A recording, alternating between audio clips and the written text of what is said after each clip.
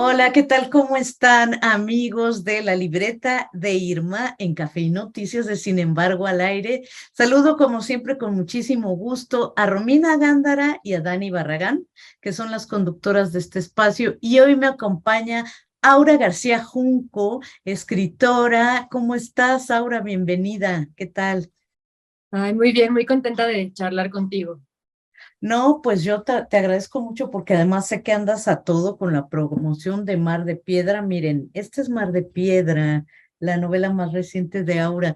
¿Cómo te va con la promoción, Aura? Cuéntanos. Pues muy bien, estoy empezando la parte que más me gusta, que son las charlas con gente que sí ha leído el libro y a veces no periodistas, pero también clubes de lectura, que Ajá. siempre es muy rico, entonces estoy empezando a ver cómo existe este universo fuera del papel apenas. Pues qué maravilla. A mí me gustaría que nos empezaras a contar cómo surgió la idea de esta historia, de esta novela.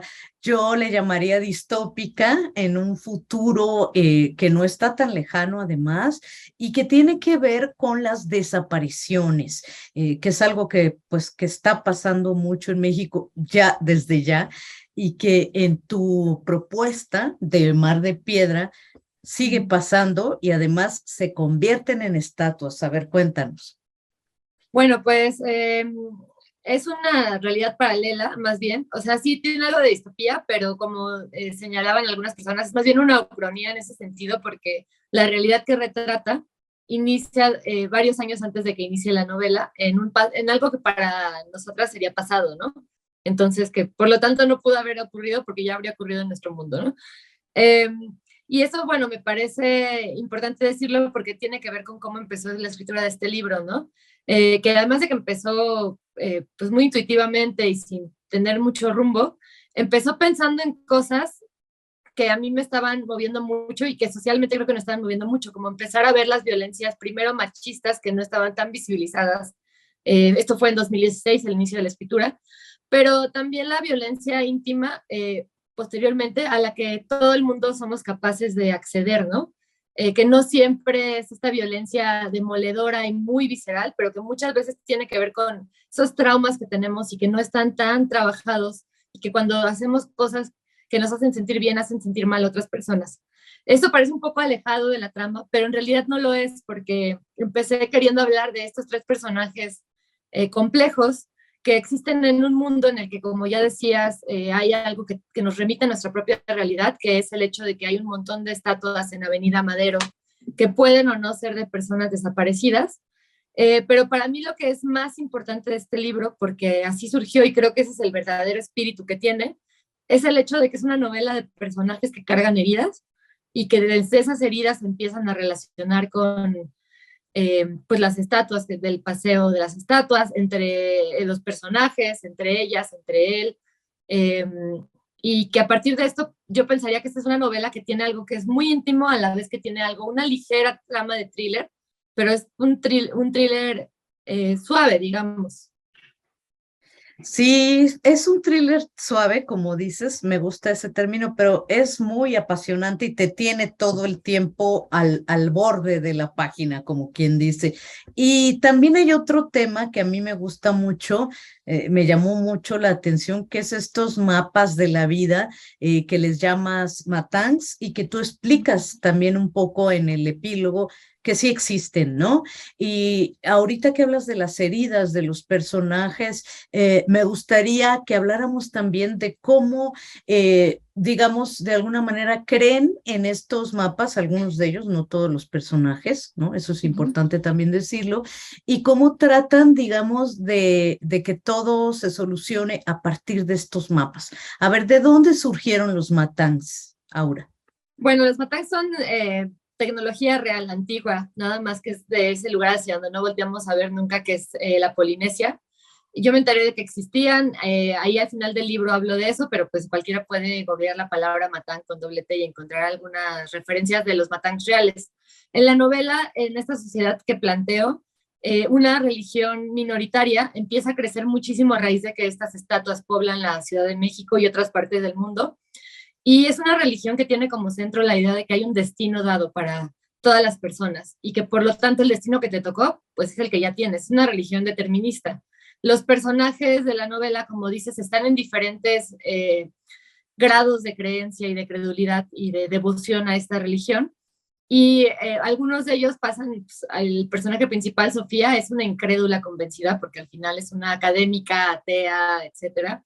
El otro personaje femenino que se llama Ana está más ocupada tratando de huir de las penurias que pasa en su casa y todas las situaciones de abuso que ha vivido que en ver si el destino es sí o no o qué, y medio cree, pero no tanto. Y luego tenemos otro personaje que es totalmente crédulo, que es Luciano, que es un alcohólico en recuperación, que ya lleva un año sin beber, no se encuentra en el mundo. Y esta religión que te dice lo que tú has hecho y lo que tú harás tiene que ver con el destino, porque ya se te dio, le resulta muy útil para explicar su propia situación en el mundo, ¿no? Es como decir, pues es que yo no tengo la culpa de ser así, lo que hay es lo que me vino dado, y yo solo tengo que descubrir qué sigue en mi destino. ¿Y cómo se descubre eso? Pues a través de estos mapas. Estos mapas son lo que podríamos entender quizás como una carta astral en nuestra realidad, pero de manera mucho más ruda, porque en una carta astral hay como algunos rasgos constitutivos, y en los Matang se dice que quienes saben leerlos pueden leer íntegramente cuál será su destino. Entonces, es una religión que se relaciona con el trauma social de haber visto la aparición de las estatuas, pero al mismo tiempo sí que sirve como una guía para quienes creen en ella y como sucede siempre, ¿no? Y como un lugar de escarnio para quienes no creen en esa religión. Pero me encanta esto que hiciste de investigar, porque además a lo largo del libro, yo creo que lo habías hecho un poco en Articitera, este tipo de, a ver si se alcanza a distinguir. Bueno, aquí hay un recuadro que es un poquito más oscuro que el resto de las cosas que hay en el libro. Aquí hay una ilustración, por ejemplo. Me gusta mucho cómo tú combinas distintos medios y cómo haces, por ejemplo, citas de libros que no son libros, pues en el caso, ahorita mencionaste a Sofía, está leyendo ella muchas cosas, está investigando, hay otros textos que son de ella, supuestamente, hay un profesor ahí que se llama Cerratos, que ella no quiere tampoco que sepa que lo lee, ¿no? Pero me gusta mucho cómo juegas con todos estos elementos, Aura. ¿Nos puedes contar un poco también cómo es tu proceso creativo en este sentido? Pues yo creo que, contrario a lo que parecería, lejos de hacer estos juegos que a mí me encantan, que son como de alguna forma arropar esa realidad, especialmente cuando se trata de una realidad enrarecida como la que dice el libro, que es parecida a la nuestra, pero también es muy distinta. Estos son los maniobras que yo uso para ambientar el propio mundo, ¿no? Cuando estoy escribiendo pienso cómo sería un restaurante en un mundo en el que la religión es otra. ¿Cómo sería un periódico? ¿De qué se hablaría en un mundo en el que hay un montón de estatuas de personas desaparecidas que puede o no se hayan petrificado? ¿Qué escribiría un personaje como Sofía? Entonces, todos estos recuadros a mí me ayudan a darle a este mundo una sensación de tridimensionalidad, y en una parte menos, digamos que racionalizada, me parecen muy divertidos. O sea, a mí la literatura que tiene intervenciones, que la hace un poco visualmente distinta a otros libros, siempre me ha gustado mucho. Y muchos de mis autores favoritos tienen esta capacidad de crear pequeñas disrupciones a la página, y creo que en parte es eso, ¿no? O sea, por un lado es una cosa estética, una apuesta estética, me gusta visualmente, me gusta romper el ritmo, pero por otro lado sí siento que aporta esta sensación de profundidad y de realidad a un mundo que, pues a mí como escritora me interesa un montón que quien lee la novela se pueda meter a este mundo, ¿no? Que una vez que se recomponga del shock inicial, porque es cierto que la escritura es diferente a las de otras novelas que son más convencionales en ese sentido, aunque el contenido pueda ser todo lo disruptivo que sea, que sean más convencionales en eso, pues sí hay como un choque, porque no encuentras lo que esperas encontrar, ¿no? Aquí lo que encuentras son fragmentos largos de varias páginas, algunos de los cuales son las voces de los personajes, y otros más bien son estos recuadros, son las voces, yo diría, del mundo. Oye, y ahorita que mencionaste a los personajes, a mí me encanta esta relación que hay entre Sofía con Ulami, que es su alumna, y en el pasado, hay un personaje del pasado de Sofía que está ahí todo el tiempo muy presente y que el lector al principio no sabe cómo qué pasó, que es Eloísa, esta especie de triángulo, y luego por otro lado, Luciano, Ana, ¿cómo creas estas relaciones entre los personajes? Me parece también como una parte muy atractiva de la novela, y vuelvo a lo que dijiste en un inicio, las heridas, ¿no? Que están ahí latentes todo el tiempo. Sí, por eso a mí me gusta pensar que esta es una novela de personajes. Sí tiene la parte del thriller que es lo que tú mencionas ahora, ¿no? O sea, Sofía es una mujer muy herida porque 10 años antes del inicio de esta historia, Eloísa, que era su amiga, pero pues también era su gran amor, de repente desaparece y ella pasa de la furia a la incapacidad de explicárselo, a intentar simplemente enterrarlo y a crear una fortaleza alrededor de la cual no relacionarse con nadie, hasta que aparece Ulani, que es su alumna, tiene la edad que tenía Eloísa cuando desapareció, obviamente es bastante menor que Sofía, obviamente Sofía sabe que no está bien lo que está haciendo y sin embargo empieza a ser el motivo por el cual su herida se enciende, ¿no?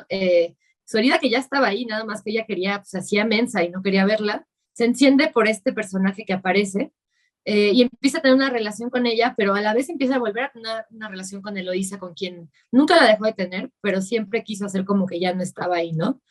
Entonces me gustaba mucho la idea de explorar a esta mujer tan herida por la desaparición de alguien amado, sin una respuesta clara y que a la vez está lidiando con las consecuencias que no son muy pulcras, ¿no? O sea, no es una consecuencia así de solo me autolacero, es una consecuencia que involucra a otra persona que es Ulani. Y luego pues tenemos a los otros dos personajes que poco a poco se empiezan a relacionar con esta trama, mientras Sofía investiga. O sea, lo que empieza a hacer Eloísa al inicio de esta novela es investigar qué le pasó a Eloísa. Es una de las preguntas centrales que guían toda la novela, de ahí que sea pues, un thriller soft. Y en algún punto empieza a haber algunas respuestas, pero eh, no es un thriller convencional porque Sofía ni es una policía, ni tiene los recursos de una investigadora del Instituto de Históricas, que son pocos realmente, y tiene sus recuerdos, que es lo que más, el lugar de donde más escarba, ¿no? Oye, y también la relación, otra relación que me pareció interesantísima es la relación de Ana con su madre, que además el personaje se llama Ana-la-madre, Ana la madre, ¿no? Entonces, esta relación también que todo el tiempo hay una tensión ahí por algo que pasó, no quiero hacer spoiler también de lo que sucedió entre el padrastro, etcétera, pero cuéntanos también de esta relación, porque creo que es un punto, un contrapunto y una tensión muy interesante la que hay ahí. Sí, pues es una de las relaciones más duras, ¿no? El personaje de Ana es un personaje muy herido y no esconde su herida, a diferencia de Luciano que intenta tapar el sol con un dedo y Sofía que lo hizo por mucho tiempo aunque ahora ya no pueda. Ana, esta herida, es una persona un tanto hostil hacia el mundo porque ha vivido tantas cosas en su propio hogar que ha hecho evidentemente que su relación con su madre sea muy difícil, ¿no? Además de que su madre, a lo largo de la novela exploramos las propias heridas de ella, que también son heridas grandes, que tienen que ver pues ahí sí con violencias patriarcales, las dos, ¿no? Pero pues también como la manera en la que el patriarcado puede condicionar la actuación de las mujeres, que también es algo que se ve un montón a lo largo de la novela. Y en Ana la madre está muy presente por las maneras en que le dice a Ana, la manera en que la trata, las consideraciones que le da a las cosas que ella le dice, hacen que sea este personaje que, bueno, yo lo quiero mucho, es mi personaje más cercano, es un personaje que siempre corre de todo, toda la novela se la pasa corriendo, y corre porque no está cómoda en los lugares donde debería estar cómoda, y no solo no está cómoda, no está segura. Entonces, para mí, este viaje de Ana es el viaje por encontrar un lugar seguro en el mundo. Eh, y bueno, a la vez tiene una voz muy viva. La voz de Ana para mí es la que tiene más esta viveza de la oralidad. A lo largo del libro, las primeras personas, pues es una adolescente, además tiene 18 años, trabaja de mesera, es la que menos favorecida económicamente está de los tres personajes. Y sin embargo es un personaje que para mí no tiene esta sensación de patetismo, ¿no? Nunca cae, más bien está buscando y buscando y buscando. Sí, es un personaje maravilloso, Ana. A mí también me gusta mucho Sofía con todo y sus dudas y su pasado ahí, y la búsqueda del pasado. Pero pues yo te agradezco mucho, Aura García Junco, esta entrevista. Y a ustedes les digo, vayan y consigan Mar de Piedra. Ya están todas las librerías, entonces se los recomiendo muchísimo. Gracias de nuevo, Aura. No, muchas gracias a ti. Gracias a todos los que nos vieron y nos vemos en la próxima sesión de la libreta de Irma, aquí en Café y Noticias de Sin embargo al aire. Chao, bye.